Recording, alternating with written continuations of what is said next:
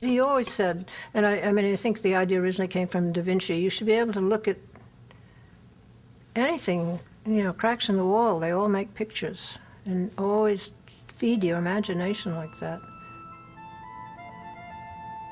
One hot summer day, we're walking down the street in Cambridge, and he sees a large mess made by a dog, and it's covered with flies. He said, look at that, look at those flies, how they glisten. All those flies that came up later in his paintings, I think they came from that one afternoon in Cambridge.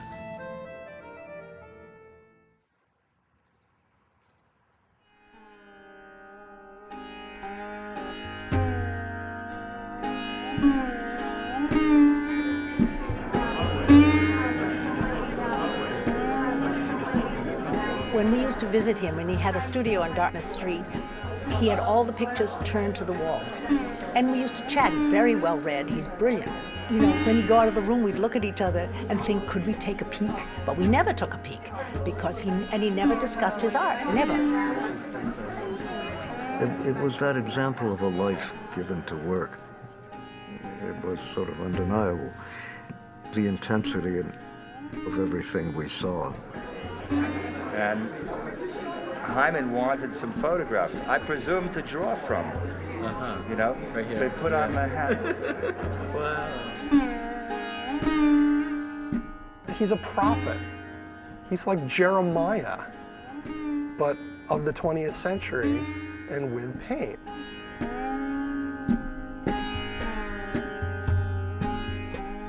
He's kind of a hero in his own way. I mean, he is what artists are supposed to be. He has the courage of his professional acts. What do you say to him after the opening when you go home? Well, I usually tell him everybody misses him and says hello, and he should have come. And that's pretty much what I tell him. And what does he say? He usually say, ha.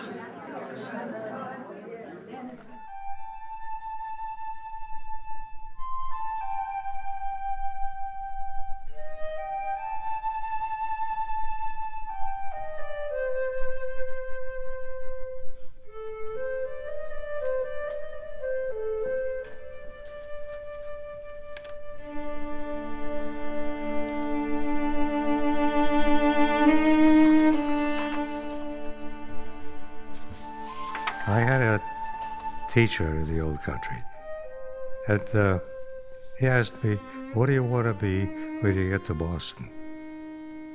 I told him, I want to be a rabbi.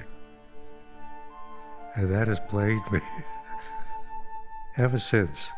I think to myself, yes, I want to be a rabbi.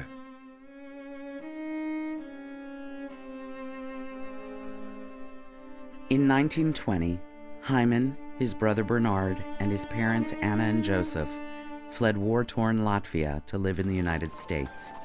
They settled in the West End neighborhood of Boston, rejoining Hyman's two oldest brothers and their families.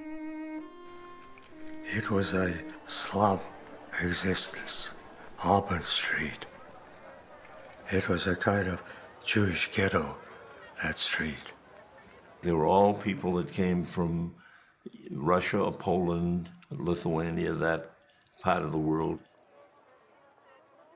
It was largely, not completely, but largely Jewish neighborhood. They had their own shul, they had schools, they had Hebrew schools there. Hyman's parents joined Vilna Shul, an Orthodox synagogue, and found a tutor to prepare Hyman for his bar mitzvah.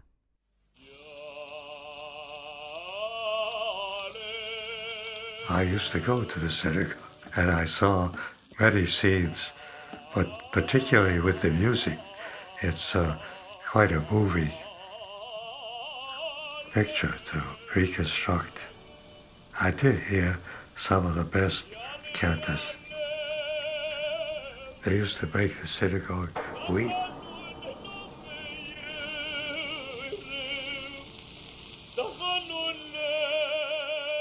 Down the street from the temple, Hyman found the West End Settlement House. Settlement House was a godsend to people who without American art because they taught them English, how to read and write. They had classes for artists.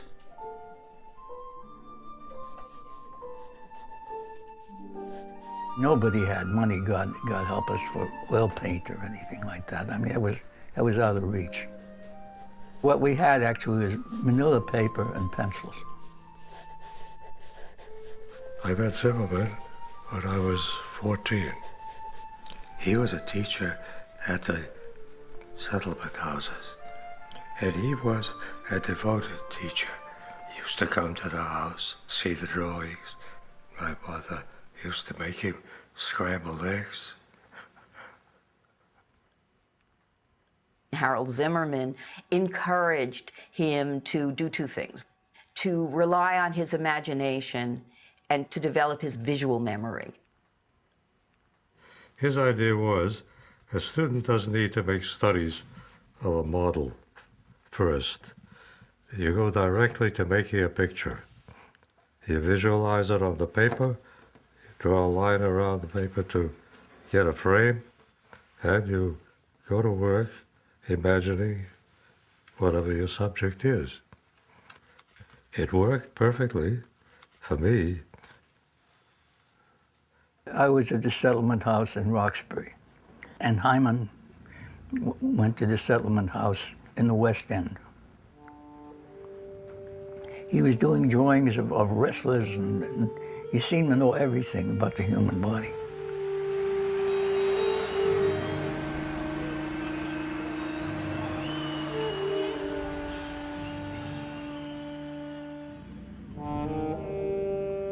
And it was Michelangelo reborn. It was really sensational.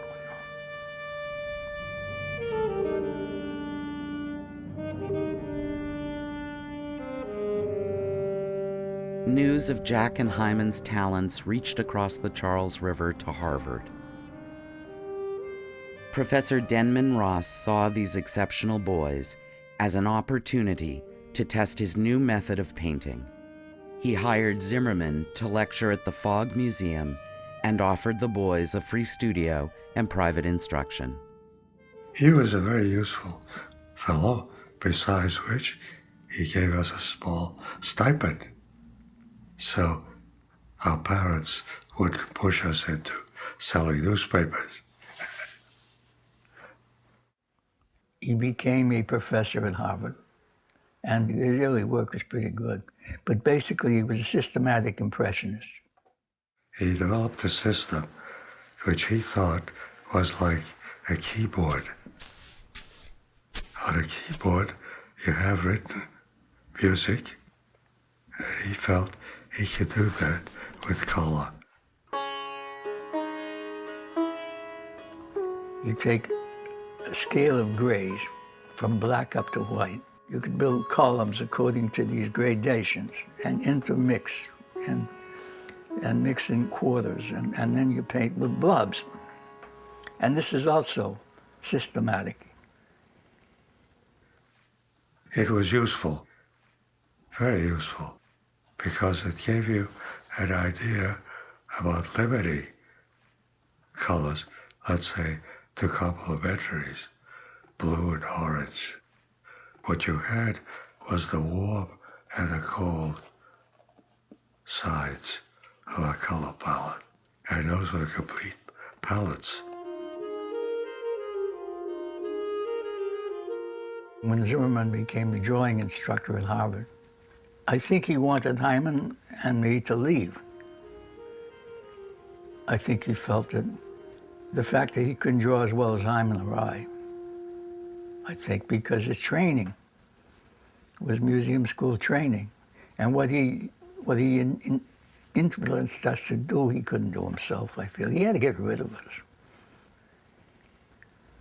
But Hyman was only too glad to go, and I was unstrung. Zimmerman was losing interest in the boys, and Denman Ross's project ran out of funds.